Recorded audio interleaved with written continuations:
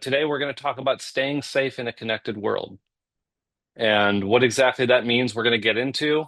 The goals for today are to have something that is informative and practical, but not scary. Scary is something we don't want to do and can often be associated with sort of the cybersecurity topic.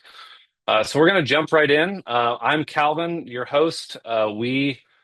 I partner with Meridian Partners in a number of ways, but my firm Horizon is a trusted partner of Meridian. We've worked together in a number of capacities over the years, and happy to bring this content with you to you today. So let's jump right in. I'm here in the middle. I'm going to disappear now, and we're going to jump right into our content. This is a black screen. All important movies start with a black screen, usually with some narration. And so that's what I'm going to do today. Staying safe in a connected world means staying safe from who?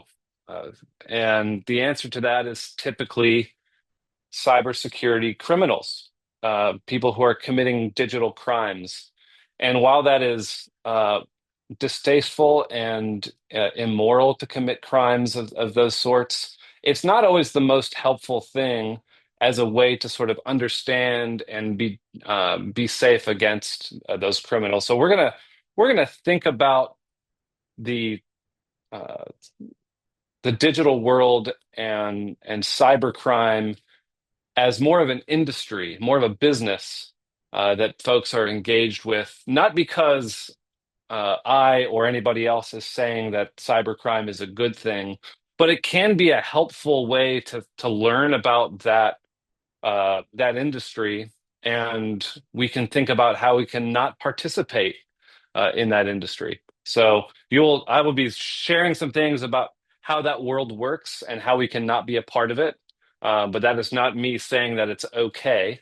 It's just a helpful mental model to think about when looking at this. So let's dive right in. Uh, Quick reminder: we're going to talk about the cybercrime industry. I'm going to refer to it that way. Again, I cannot stress enough that is not me saying that crime is good, but really it's a helpful mental model to think about how to avoid participating. So we'll learn a little bit about that industry. Then we'll reflect on how we are vulnerable as it relates to participating in that industry. And then we'll end with some practical action steps on on how to do that. And along the way, you may see a few movie posters along the way. I don't really have a good scoring system here, but if you can think of the actor or actress's name and the film or TV show they play in, and the name of the character on the show. There's 3 points available for every TV or movie poster you see, and kind of keep track of that honor system. I hope you get all the points. Something to kind of keep it fun as we move through here. So let's dive right in. Um, who are the participants in this industry? We're going to learn about that. We're going to learn about their business models. What are the costs and revenues associated with cybercrime? And then from that, like, what are some things that we can learn based on characterizing this as an industry that can help us not participate? All right, so let's dive in. Who are the participants in this industry, and why is it helpful to think about it that way? And I think oftentimes our tendency, if any of you have been a victim of identity theft or known people that have been, it can feel very personal. You can feel under attack. It can feel lonely. You can feel, is anything safe anymore? And while that is true in the moment, a lot of cybercrime is really not personal. It's just business. It is people looking for a way to profit on open exploits and holes. And here's this, like, the Dow 30 of the cybercrime industry over here on the right. A lot of fun names. And let's learn about how these firms make money. And as a side note, if you can't read the fine print, most of the source data for this presentation comes from the Wall Street Journal, the FBI, and Verizon, the large teleco company, puts together an annual report. It's about 600 pages long on investigative research on cybercrime. So that's the source data in case you see all don't can't see all that. So this is a comic from one of my favorite comic artists, and it we're going to talk a little bit about passwords today. I know it's the most exciting topic, passwords, but we're going to talk about it today because over on the left is sort of how we characterize hacking, how films, TV shows, movies characterize hacking, how it's talked about. And on the right is really probably more in actuality. A lot of times these are crimes of convenience. There are either organized efforts to go and find existing passwords that have been shared somewhere and just try them on all sorts of places. And really, it's not, they're not trying to identify a specific human person and steal their particular passwords because of a personal vendetta. They're really looking for a low cost of goods in a business perspective, a low cost for this private information. And the way this works is, on the left-hand side here, you'll see there are five applications of, we'll say, varying levels of importance in one's life. This particular person, let's say, banks at Wells Fargo. Uh, they watch content on Netflix.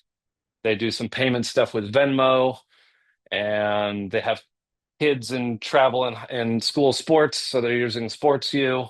And then they also volunteer somewhere and they're using Sign Up Genius, which is that light bulb at the bottom. Maybe some of you already know all those things, but an example of this would be people using the same password for all of those applications. And the bottom one, maybe Sign Up Genius, which is not a very large company. Maybe they don't have the most well-funded technology team, and so they don't have as well implemented security standards, leads to a vulnerability. All those passwords and email combos get leaked, and that ends up being a supply of possible exploited information that someone can go and find out. So these are folks that have historically looked for these vulnerabilities and then supplied them to the cybercrime industry, and a lot of them are leaks from other internet sites.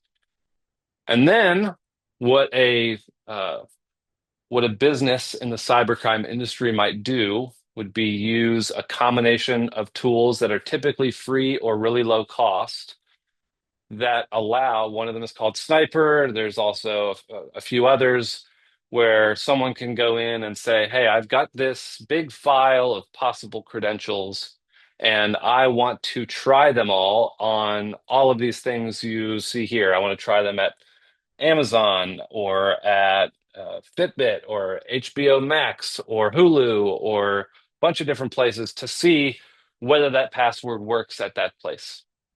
And oftentimes they're doing more and more advanced things like making the attempts come from different places and making it hide the fact that it's a machine and not a person doing this. This is often why a lot of the places that you have important information are now requiring multi-factor and sometimes three-factor authentication to try to prevent this sort of thing from happening. And then once they're able to find a match, let's say they were able to figure out that someone's sign up genius email and password is also their username and password to PayPal, then they would go sell it on sort of like the cybercrime version of eBay. There are several of them, all sort of existing in what is known as sort of the dark web. Uh, Sort of just a marketplace like an eBay. This one is Tenebra. There are others too, where folks can pay, usually transacting in things like Bitcoin or Ethereum or untraceable forms of payment to buy, in this case, a $10,000 PayPal balance for 449 real dollars, with the understanding there's some risk in using it, et cetera, et cetera. So this would be the revenue side of the cybercrime industry. And so, an example of this happening in real life that may have impacted your life, it certainly impacted mine. I can't remember if the Colonial Pipeline thing stretched all the way up to Warrenton, Virginia. I think it might have, but down here in Charlotte, they were gas lines in 2021 because somebody used the same password at their MySpace or something not important as they used for their work password to get into their VPN. And then someone was able to get into Colonial Pipeline and shut down the uh, that that firm and cause a huge shortage in gas. And the way they did that is the perpetrator was Dark Side. I think they've been renamed a few times since then.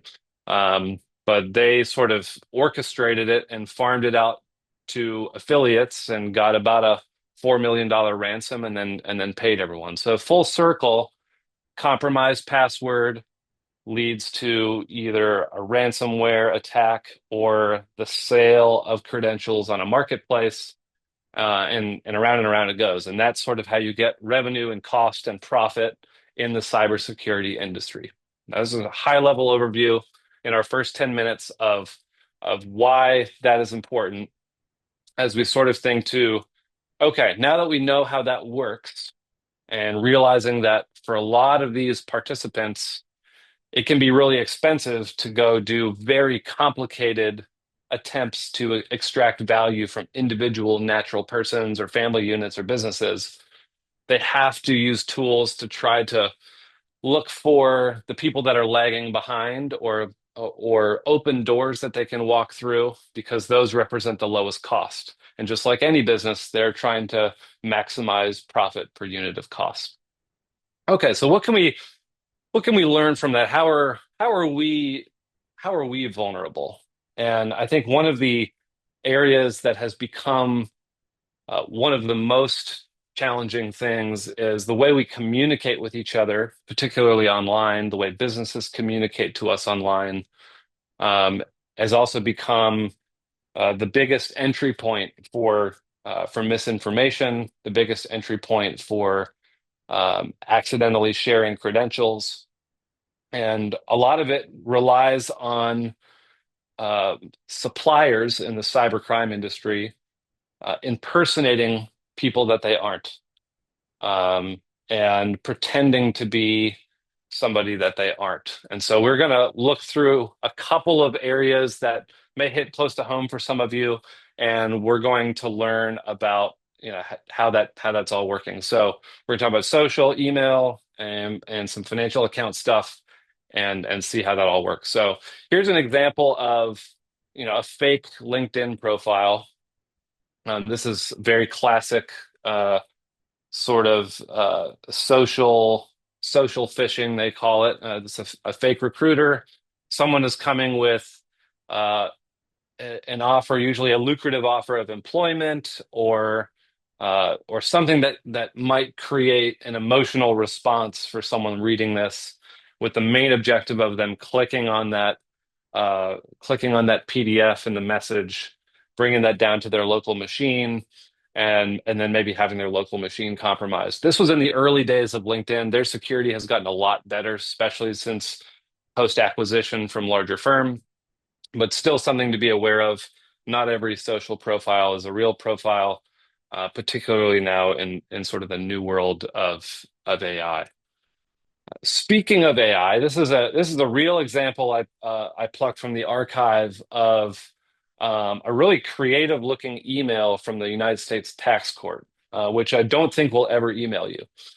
But in this particular type of attack, uh, somebody sent this from the United States Tax Court from this guy named Bennett H. Klein, who's not a real person, but uh, this is an example of you get something from the tax office and it looks legitimately like a court document. That's going to create a sense of urgency and a sense of angst that might cause someone to maybe not think as clearly, maybe to rush to judgment of something's wrong, I'm in trouble, and click on that link, and then maybe put in things like social security number or other government login information that could then be used. And maybe you might go look up, okay, who is this Bennett H. Klein? These are all Bennett H. Klein examples. None of those people on the screen are real human people. Those are all just AI generated faces that are meant to look like whatever this particular AI model thinks a tax attorney should look like, and has generated this sort of not correct or not real, but real sounding bio for Bennett Klein, so that when you click on that link, it takes you to a United States tax court looking website. And sure enough, Bennett H. Klein will be listed in the personnel section, and it will have his face and his background and where he went to school. And it has become the cost of generating those things, particularly with newer AI tools, has gone down. So the supply cost to this kind of information has gone down, meaning the amount of revenue you need to generate to overcome that lower cost means that uh, it's more likely they can use these types of things on more people to try to broaden the fishing net. So just something to be aware of. Um, there are also lots of cases of the U.S. Tax Court, Social Security Office sending texts or calling people. Um, I believe in our government. I don't know that they're the most efficient. I do know that they'll never call you or text you. So just go ahead and ignore those. Okay. Let's see. That is the wrong direction. My slides have gone in the wrong direction. All right. Moving forward. We're moving forward. Okay. All right. Here's another example of something to look out for. And we're gonna get into why am I spending so much time talking about this 1990s technology called email in a moment. Spoiler alert, still one of the most used and most often compromising attack vectors, primarily because the businesses that uh, act as agents or controllers of our wealth are often using this as an official form of communication with us. So there's a lot of value potential in this for cyber criminals, and that's why they use that. So here's an example of a seemingly sort of innocuous notice from Wells Fargo. I'm picking on them. I don't bank there. If you do, they're great. This is not a referendum on Wells Fargo. I just grab stuff from them. So simple thing like your mailing address updated. If you receive this kind of email from your bank and you haven't moved in the last year, I imagine this would generate a little bit of, well, that's not true. I didn't update my mailing address, with maybe an immediate and responsive and slightly emotional click on that link, taking you to www.wellsfargo.com, which is a complete copy, and going to the login page and putting in your Wells Fargo credentials. And then someone would sell those credentials for probably a decent amount of money. So be aware of that. A lot of times, especially modern email clients will do a really good job of uh, pointing things out, like in that red banner at the top, to say, hey, this may not be who you think it is. Although they are getting very, very good at sort of imitating that. But pay attention to those danger things, but also have an eye of suspicion on those sorts of things as they come across. Here's another one that you might see for applications that you may use at work or personally. Um, Again, this is one that's trying to say something like, hey, your account's about to close if you don't act now. And there's this immediacy to it. So pay attention to those emails and communications that are suggesting that you need to take immediate action or else, because often those are a form of social manipulation. So why all this time spent in this webinar about emails? And when you look at the top successful hacking attempts in recent times, it's almost all emails, different kinds of things, either pretexting, like pretending to be somebody you're not, or uh, or a simple phishing attempt, which is that second one there on the left, which is just trying to get someone to put credentials into the wrong system so that they can have it. Um, but it's a lot of it is email. A lot of it is email. So it's something to just be real careful of, and we'll show some practical tips on how to sort of navigate your email with some care. So I'll ask this question before we go to the next thing. How long on average does it take for one of these hacks to occur? So the email arrives in your email box and it sits there for a little bit, but from the moment the person reads the email, understands its content, and maybe takes the wrong action of clicking and putting in credentials, it's an alarming 49 seconds. So about 20 seconds to read it and be like, oh man, I really need to do this. And they would click on the link, and then another 28 seconds to, on average, to put in either your credentials or a social or a bank account routing number or something like that, which um, sort of surprised me when I first saw this, but after, when you think about it, a lot of these attacks are very psychological in terms of trying to generate an emotional response, and so that makes some sense. Okay, there is some good news though. I think through webinars like this, hopefully, and other sources of education and awareness. In addition to a lot of the sort of technical tools that have gotten better for reporting things, people are doing an increasingly better job of being able to spot phishing emails and bad emails and reporting them. And just saying like, hey, this is spam, this is not good, or deleting them.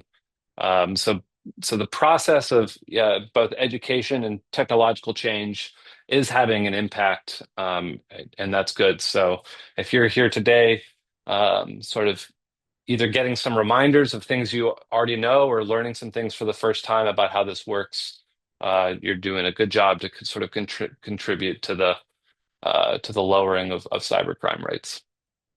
Okay. Let's turn the page into sort of thinking about some practicalities. How can we, uh, what things can we do uh, practically to sort of position ourselves to be non-participants in the cybersecurity industry? And an analogy I use oftentimes with folks when we're talking about this is, if you have a common sort of non-violent petty thief who's walking through your neighborhood, and maybe it's the middle of the night and people have got uh, their their house lights out front turned on, and maybe they got their animals put away, and they're walking down. Maybe it's a street just like this one that you see on the picture. Um, first house going left to right, second house, third house. Everyone's pretty much got the doors closed. Looks like it's sort of locked up and secure. Then you come to that second last house, and there's, instead of a front door, there's a sofa and an invite to come in, and a gaping wide double door entry with no doors on it. This is a lot of the types of things that we want to avoid. So what are the technological equivalents of, forgetting to lock your doors at night, or other analogies like that, where we can take simple action steps to just make it more expensive for people to have us participate in cybercrime. So that's what we're going to talk. We're going to talk about a little bit about some email stuff. What can we do there? We're going to spend some time talking about some password stuff, some password hygiene, and then I'll sprinkle in a couple other maybe mildly more technical networking things if you're interested to sort of help with your home and office networks, things that you could maybe even pass along to someone who would do that kind of setup for you, or maybe you're a do-it-yourselfer in that regard. So first some email stuff, then a few password hygiene related things, and then a few other add-ons. So when you get an email and you didn't request it, um, those are the ones you got to look out for. The ones that look like this, the password resets, the sorry, we missed yous. Those are the closer they happen to when you are engaging with that technology, the more likely they are to be real. So, in a classic example, it's happened to probably all of us in the last month at some point, perhaps. You tried to get into a system, couldn't quite remember your password, or maybe somebody else changed it if it was a shared password, or just one that you haven't got around to putting in your password manager. You had to reset your password. And immediately after, or maybe an annoyingly long 15-second delay after, you get a password reset email. That's probably your first indication that it's legitimate, is it happened right when you asked for it or around the time you asked for it. Really unlikely when we think back to sort of the cyber crime, cyber industry analogy, really unlikely that it's going to be cost effective for a cyber criminal to sort of like be figuring out when you might be pressing that button so that they can send this to you at the exact right time. That would involve like white van surveillance, which would be really expensive. So pay attention to the ones that sort of come into your email box when you sort of knowingly didn't request them. Those are typically the ones to look out for. Next, here's an example of one. This is one I sort of made myself. You'll see my name on it in a minute. Of what can you do if you get something like this, and you are, maybe your heart rate goes up a little bit, blood pressure's rising as well, your Wells Fargo account's compromised, your money is at risk. Obviously, someone who's doing a good job of putting together this phishing email is going to do a better job of being convincing. I did not spend a lot of time at this. Your money is at risk is probably not something Wells Fargo would ever send to you. I also didn't spend a lot of time making sure that the banner and the logo was good, or the disclosure was accurate, or similar to a Wells Fargo email. But let's say it was, and there's a link to go to wellsfargo.com. How can we make sure that this is actually Wells Fargo? What can we do to protect ourselves? So one simple hint, trick, tip you can use for really any email is do something like this. So go over to the email and go to the link and right click on it. And you can copy it and paste it into a note or a Word doc and take a look at what that link looks like. If it's nothing like what's on the left, particularly the domain part there, then it's probably not that. It could be just puppies, which is the best possible outcome you could get out of clicking the bad link. Or it could be, something more sinister. But if you get a wellsfargo.com email address, or whoever your bank is, or your custodian, and they've sent you something and there's a link there to go proceed, and you're unsure, you can always right click on that link or inspect it further and take a look, maybe drop it in a document and see, does that link look legit? And there's even some sites you can just take the domain part, in this case, just the google.com part, and just you can throw it in Chat GPT, or you put it in Google and say, is this a legitimate domain that is owned by Wells Fargo?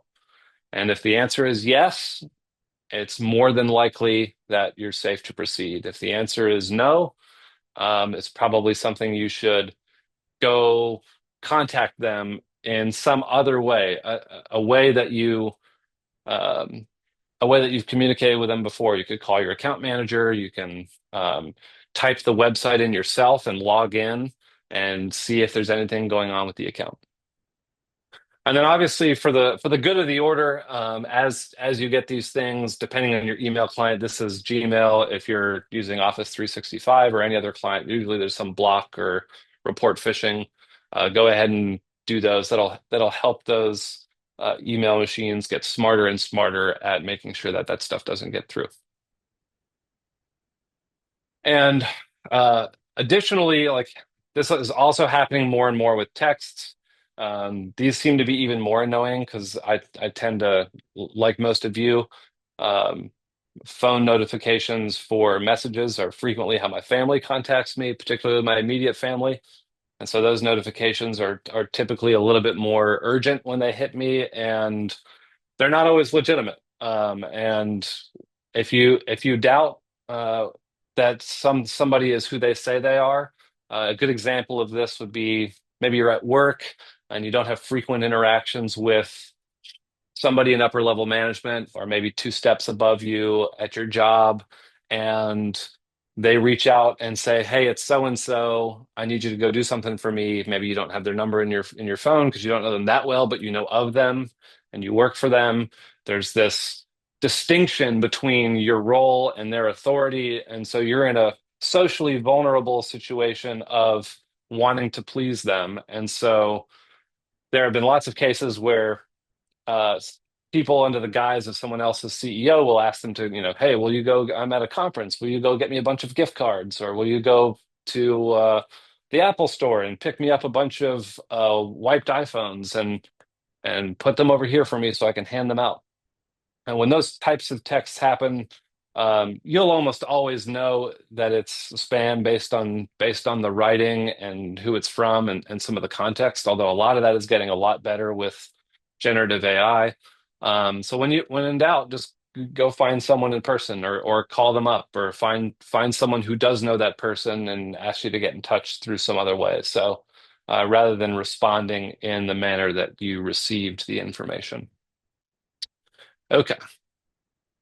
All right, let's talk a little bit about passwords. So here are the same five applications I referenced at the beginning of our time when we were talking through the anatomy of a real hack that occurred where Sign Up Genius, the light bulb at the bottom, had low security standards, and the I am Ted Lasso password was leaked, and then it was used to gain access to Wells Fargo uh, and to Netflix and others.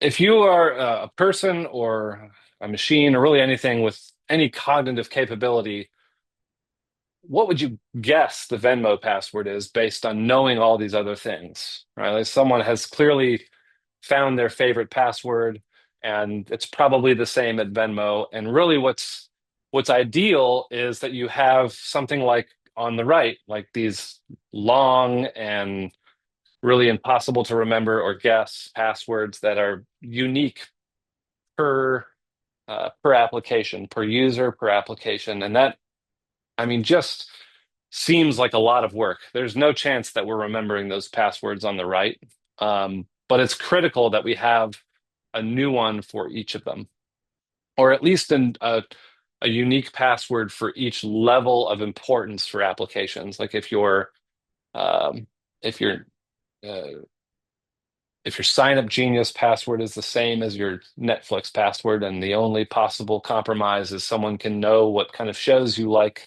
and where you've volunteered, you may view that as an acceptable risk. But generally, it's best practices for passwords to have different for every application for this exact reason. That way, if one gets compromised, only that one is compromised, because the speed at which the vulnerabilities of one application spread to others through some of the very free and cheap supply tools we learned about at the beginning, the speed at which that happens is hours, not weeks and months. So how can we do this relatively impossible task of having really, really long passwords that are unique and different per application? There's a couple of things we can do, but why is this even necessary? If you look at the data now, and this is sort of as we're living in a modern digital era, particularly post COVID. People have a lot of digital accounts, whether that's uh, for where they work, for the types of hobbies they have, for their financial information, um, to help sort of keep track of their kids. And the average person has of um, a lot of digital accounts. I think I probably have 250 or so in my password manager. And the average adult has about 50 of them. And I just don't know that we've got the cognitive capability to remember 50 unique passwords.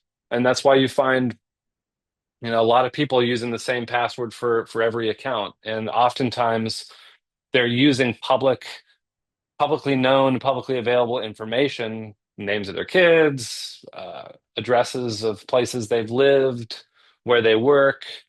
All of those are sort of known possible components of people's passwords, and we might imagine them to be hard to guess, but they become very easy to guess when we're using public information. So this is why this is needed. Um, a lot of this sort of uh, not very hygienic password management creates the need for it. All right. Where is my next slide? Okay. So what we could do is uh, manage these passwords, these long passwords in Password Manager. We don't have the opportunity to do a show of hands, but if we did, I would say, hey, show of hands, how many people are using a password manager and have a unique password for every application? I'm hoping some hands go up, probably not all the hands, and there's a few reasons for that. The initial time cost and annoyance of putting your passwords in a password manager and uh, and that can be a little bit of a hurdle for some, especially when we're all so very busy. Um, the other challenge is the pushback on password managers as well. If they guess that one password, then they have access to all my passwords, which is a fair criticism. And the password managers know that as well. And so they've often, almost all of them will do a really good job of requiring a password and a secret key, sometimes a physical key, all of those things combined to get access to these things. So I am a proponent of one password. I have that one password emergency kit in my safe at home. So if I lose access to my one password, the only way to get reinstalled and get those passwords back is for me to pull that emergency kit out of my safe. Proton is also a very good one. LastPass is also good. If there's one thing you could take from this talk, if you aren't already using a good password manager, is to spend some time, maybe towards the end of the year, if things slow down a little bit for you, and take the chance to reset a couple of your more important passwords and get them all into a password manager. But let's say password manager is not an option for you. Either you don't trust them, understand it, or don't really have the time, or don't really have the volume of accounts to require a password management option. Here are a couple of things about passwords I want you to take away. Passwords are stronger exclusively based on how long they are. I think we as a technology community have done a terrible job, and you see it all the time with web applications that say, hey, we require one capital letter, one small letter, two digits. We also require your left pinky toe and a bunch of other things. And coming up with a password that meets all those requirements becomes really challenging. And it also is not that strong. So above, we have, again, from one of my uh, favorite comic strip authors online. The top one, really hard to remember. Did I do a zero or a or an O? And did I do three or four at the end? And it kind of spells troubadour, but not really that easy to remember. And it's also pretty easy for a computer to guess because it's just not that long. Versus something like the bottom, four words, and would take a computer half a millennia to guess it, and you probably could already remember it, having looked away from the screen. Just what are the four words? That's just the way human brains work. We're better at words than we are letters. Um, so if you need to have memorized passwords, highly suggest you generate some with a random word generator, or you can do it yourself. And if you need to satisfy a web constraint of having a capital and a special character and a number, you can make your own little thing you add to every password. And it's fine if it's the same across the base, because the power of the password is in having those four random words. So like mine is 1 star A. That's what I put for at the end of all my passwords, and I'm fine saying that because then you all do not know the other four letters, the other four words. So that is one way to think about passwords. If you don't have a password manager or are not going to get one, um, make your make your password more of a passwords than just a password of short length. Um, why am I spending so much time talking about emails and passwords? Again, this is the number one number one cause for cybercrime. The number one supply of information is leaked passwords, leading to malware and ransomware and those sorts of things. So if you can clean up password management and increase your savviness for email management, those two things alone will put you in a very, very strong position to stay safe on the internet in a connected world. Okay, couple quick things at the end, and then we'll get to some questions. Um, Here are a few networking things to know. I have um, I have kids in my house, and we are also connected at my house, and there's schoolwork being done, and lots of devices on the internet all the time. And many of you may be the same, or maybe you have grown kids and they're out, and you're just looking to make sure that your home or office internet is better, cleaner, faster. There is a company that is a fairly large and growing internet infrastructure company that I really respect called Cloudflare, and they have created a solution that when you set this uh, as your as your domain name server on your router for your home or business, it does a really good job of blocking malware and being cybercrime aware. It can also do adult content filtering along with that, if that's your jam. So this is something you could sort of like take a picture of, or send to whoever is in charge of doing your home network. Or if that's you and you do it yourself, you can just go right into your router and change it from the default DNS and put 111.2 to block malware and those sorts of things, or 111.3 to block malware and block any adult content that you don't want on your home network. So there's a little quick tip news you can use about sort of staying safe on your home networks. And then one other thing I'll add, some of these types of companies have popped up. This is one of the better ones, I think, where you can install it on a variety of different devices that you have. It's a company called Aura, and it does a really good job of mixing a couple things together, like credit monitoring and a VPN solution and web filtering, so that when you're on the go, when you're at a coffee shop, you're at a hotel, you have a sort of a default level of digital security traveling with you sort of wherever you go, and it's pretty reasonably priced.